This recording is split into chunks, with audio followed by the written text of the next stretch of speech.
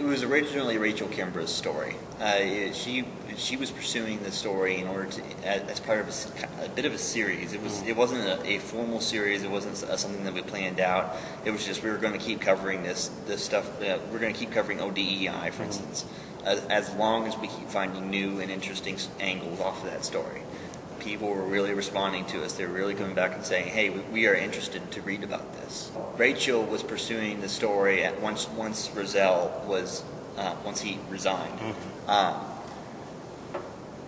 She was pursuing that story of her own initiative, and she decided to use Cora entirely. I didn't even know about it until I found the first response to the Cora request on my desk. It wasn't my desk. We were sharing desks at that point. But the desk that I was using, I found the college's response to her first round of requests. And that's the first time that I was involved. I believe that Rachel filed that first series of requests in February. It was her story, and I offered my assistance based off of the knowledge that I had acquired about Cora from the conferences that I had attended for the Ledger. I suggested to Rachel that we file another series of requests, and if I recall correctly, I said, when I first read the college's initial response and how much money they were wanting, which at that point was in excess of $47,000, I said, this is something that we probably need to get the SPLC's word on, and see what they think about it, and see if there's some way we can get that number down. At that point, a lawsuit was not even a minor consideration. I didn't, it wasn't, it was a, it just wasn't even. We were still entirely focused on writing a story, and so I contacted the SPLC to find out if there was a way I could narrow the request and see, and maybe we could get a smaller figure. The SPLC advised us. They said, make sure that you're clear on what months you're looking for, and make sure that you specifically clarify, emails between one person and another. And so we did that. We specifically defined emails between. That was the first time that we specifically defined emails between Carmel Williams and Jason Roselle from August to I think it was November 2010 at that point. And so me and Rachel, personally, both went down to Joe Sopcich's office in April, and delivered the first round of refined requests to him, or to his secretary rather. And then Rachel got a form back that said, you need to use this form when submitting Cora requests. So we used that form. We both went back there again. Gave them that form, and in a couple of days we heard back from Mark Ferguson by email, who said that, that was the first time that Rachel might have seen it before, but I saw the line. The scope and breadth of your request is particularly large, and it will take time to figure out how much it's going to cost, et cetera, et cetera.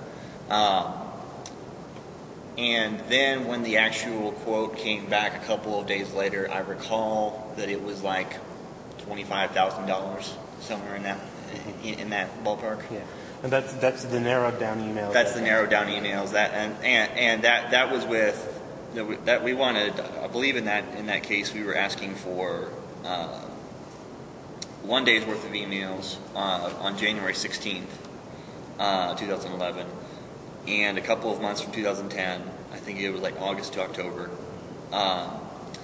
and then 2 years of Cora requests.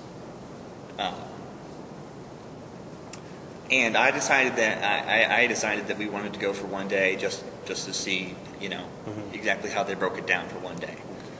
So because maybe that might be a story in itself,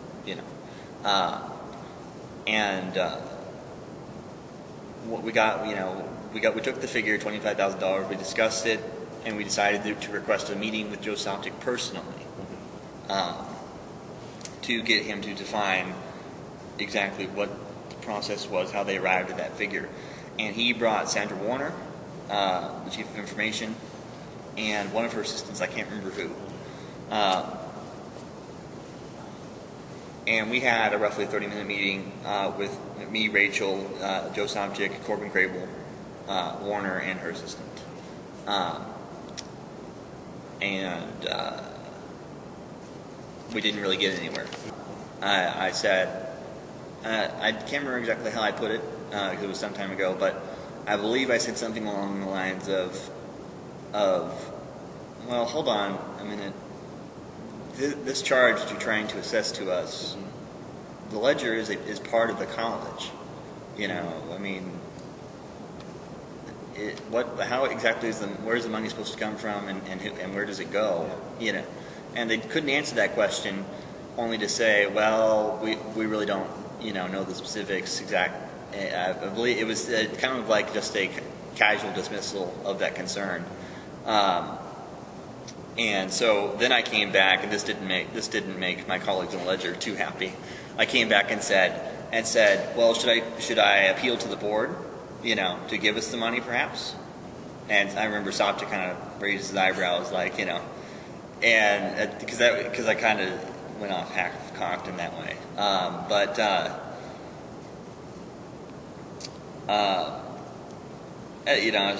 Should I appeal to the board? And I felt silly about saying that later, the whole question, I guess overall, the whole question of do you guys realize that you basically be charging yourselves? That came up, and I considered that, and I laid it, at Sopchik's feet as best as I could, and it wasn't taken seriously. Basically, Warner gave us the line that it was an extremely complex process to find these emails.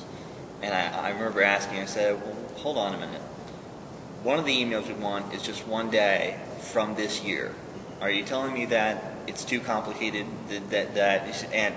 And then I got the line that, because Rozelle's no longer employed here, we actually kind of deleted all the stuff off of his hard drive, and so it's only on backup tape now. It's only on a mechanical, backup tape. And Rachel and Corbin, at that point, they said, well, we can't really prove that they're lying to us. So we can't, there's nothing. And I said, well, I remember telling them, I said, well, that's obviously a lie. I said, I can't, are you guys really telling me that you believe that expletive? And they said, no, because they're smart people, but we can't prove it, so there's really nothing to be done about it. I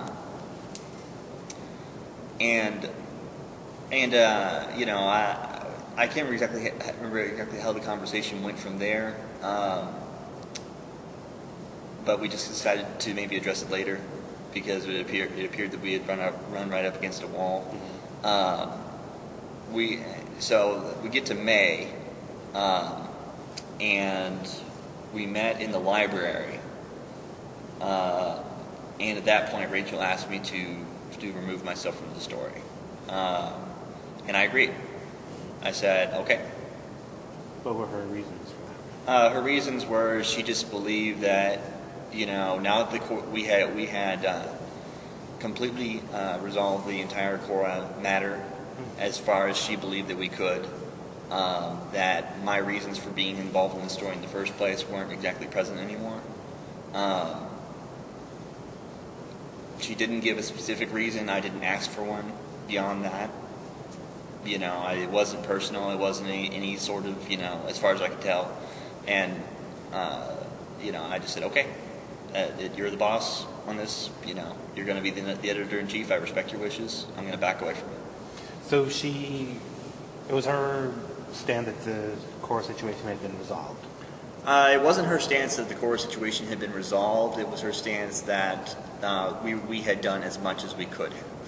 So it was still a clearly open issue, but she believed that once, with the college prepared to stick to their guns over that figure, there was nothing else we could do.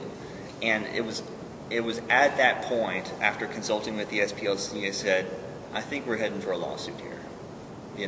That was the first time I said to myself. Yeah. I said that to myself. I said, I think, without the ledger fully behind it,